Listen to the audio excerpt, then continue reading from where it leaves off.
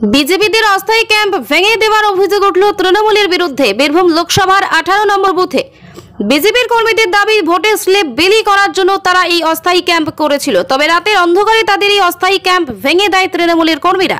ছিঁড়ে ফেলেন বিজেপি প্রার্থী দেবতনু ভট্টাচার্যের পোস্টার। আমাদের বিজেপির পক্ষ থেকে এটা বুথ করা হয়েছিল বসার জন্য, ভোটার স্লিপ বিতরণ করার জন্য। তো আমরা ভোরবেলা 5:30টায় খবর পাই যে তৃণমূলের দুষ্কৃতীরা রাতেবেলা আমাদের এই প্যান্ডেলটা ভেঙে দিয়েছে। কি কাজ করা হতো, মানে এখানে কিসের জন্য করা হয়েছিল প্যান্ডেল? এটা করা হয়েছিল আজকে যে ভোট, লোকসভা ভোট, তো সেই ভোটের কারণেই যে এখানে বুথ ক্যাম্প করা হয়েছিল। 18 নম্বর ওয়ার্ডের পক্ষ থেকে, বিজেপির পক্ষ থেকে এটা ক্যাম্প করা হয়েছিল যে ভোটার স্লিপ দেওয়ার জন্য। তো ওরা রাত্রেবেলা ভেঙে দিয়েছে, আমরা ভোর 5:30টায় খবর পেয়েছি। এইখানে দেখুন প্যান্ডেল যা ছিল সব ভেঙে দিয়েছে। দেবতনুদার যে ব্যানার ছিল সেটাকে ছিঁড়ে দিয়েছে।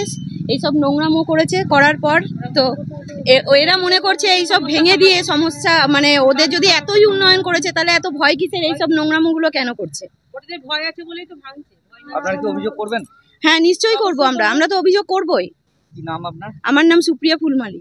এখন তাহলে ক্যাম্প কিভাবে করবেন? এখন আমরা টেবিল পেতে করব। আমাদের এটা ভাঙাই থাকবে, আমাদের এটা ভাঙাই থাকুক, কিন্তু আমরা এখানেই করব। না, আমাদেরকে আটকাতে পারবে না। আমাদেরকে আটকাতে পারবে না।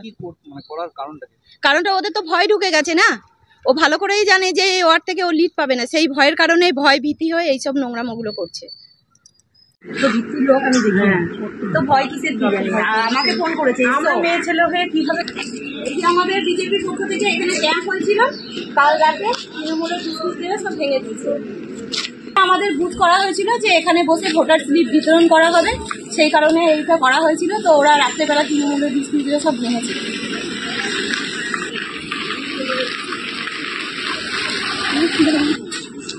প্রতিবার এখানে কিছু করতে দিচ্ছে না ভাই, ভেঙে দিচ্ছে।